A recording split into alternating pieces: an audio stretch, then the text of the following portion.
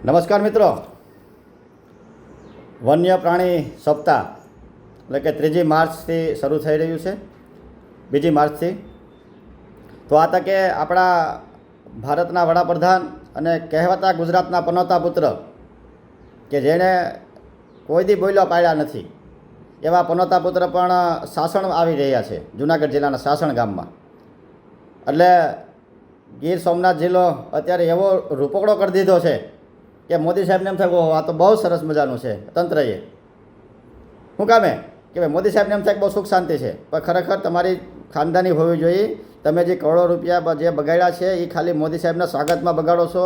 આખો વેરાવળ જિલ્લો રોડ નવા કરી દીધા છે. કાં રોદો તમને વાંધો છે કાંઈ મોદી સાહેબને? અમે રોદા ખાઈશ બધાય, આમ જતાં રોદા ખાવાનું છૂટ છે. મોદી સાહેબ એટલે તમારે રસ્તા કરી દેવાના, મોદી સાહેબને હાલવાના. મોદી સાહેબને ખરેખર વિસાવદરથી સાસણ હકવો તો ખબર પડે કે દિશા શું છે. આ બે જિલ્લાને જોડતી કડી, શોર્ટકટ કડી છે સાસણ રોડ. વિસાવદર સાસણ રોડ છે એ જોડતી કડી છે, તો ત્યાંથી મોદીને કોણ ખબર પડી જાય કે કેમ દિશા થાય છે.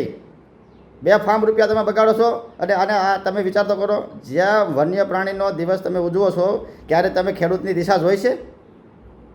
નાનપણથી બાળકની જેમ એ લોકોએ આંબા અને વૃક્ષો મોટા કર્યા છે ને અત્યારે 20-20 વર્ષના આંબા થઈ ગયા છે ને કાપવા પડે છે. દિશા બગાડી નાખી તમે. મોદી સાહેબે જે નામ વાતો કરી મોટી મોટી કે ખેડૂતની દિશાને દિશા બદલાઈ નાખ્યું, પણ તમે દિશાને દિશા બગાડી નાખી છે ખેડૂતની.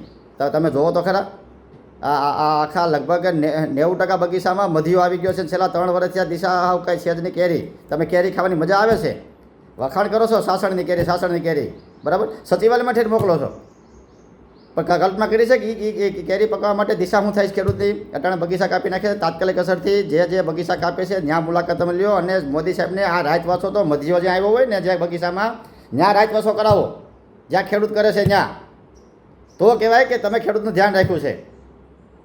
જીડીપીમાં કોનો યોગ ફાળો છે? નહીં કે વન્ય પ્રાણીઓનો. વન્ય પ્રાણીના વિરોધી નથી અમે, પણ વન્ય પ્રાણીને જીવાડવાવાળો, પોષણ આપવાવાળો નહીં કે સરકાર કે નહીં તંત્ર, ખેડૂત જ છે. એટલે પહેલાં ખેડૂતનું ધ્યાન રાખો. અને તમે જો તો ખરા, કલ્પના તો કરો, આ ઝાડવા બગીચા કાપી નાખવા પડે છે કે જાય તો જાય ખેડૂત ક્યાં? અને તમે જ નામ આપ્યું તો તમારે તો વાયદા પૂરા કરો ને ભાઈ. એટલે ખોટા ખર્ચા કરો મને રૂપિયા ક્યાં તમારા કોઈના બાપના દેવાના જ ભાઈ. જ્યાં એ તમારું એક મતલબ અર્થતંત્રનો ભાગ છે, એ પેકેજ ફાળવવું હોય. આ મોદી સાહેબ આવ્યા ત્યારે તમે કરોડો રૂપિયા બગાડ નાખ્યા. રોજ સાહેબને રોદો ન આવે એટલે એટલા રૂપિયા જ્યાં હું ચાળા તાલુકામાં ફાળવી દીધા હતો કે જ્યાં બગીચા છે, જ્યાં કપાય છે, ફાળવી દીધા શું વાંધો હતો? અને મોદી સાહેબને ત્યાં રસ્તામાં લઈ જાઓ, વાડીએ લઈ જાઓ, ખબર પડી જાય કેમ દિશા શું છે. એટલે આ તકે ખાસ નમ્ર વિનંતી કે મોદી સાહેબને કે ભાઈ આ તાત્કાલિક અસરથી ખેડૂતને પેકેજ જાહેર કરો અને જ્યાં જ્યાં બગીચા કપાય છે એને તાત્કાલિક 50,000 કે લાખ રૂપિયા તમે એને ફાળવો તાત્કાલિક વીઘા દીઠ. કે હાલે ભાઈ તો બરબાદ થઈ ગયો છે. પેસ્ટિસાઇડે તમારી આપણી હાવ દિશા બગાડી નાખી છે. અને એ પેસ્ટિસાઇડની લાયસન્સ પાછા ભારત સરકાર જ આપે છે. શું કરે બીજો ખેડૂત? જાય તો જાય ક્યાં? શું કરે? એટલે તાત્કાલિક અસરથી મોદી સાહેબનું ધ્યાન દોરો અને મોદી સાહેબને જ્યાં મધ્યો આવ્યો હોય ને ત્યાં તમે રાતવાસો કરાવજો, એવી ખાસ નમ્ર વિનંતી. એટલે હું ખબર પડે કે દિશા હું ખેડૂતની છે. જય હિન્દ, જય ભારત.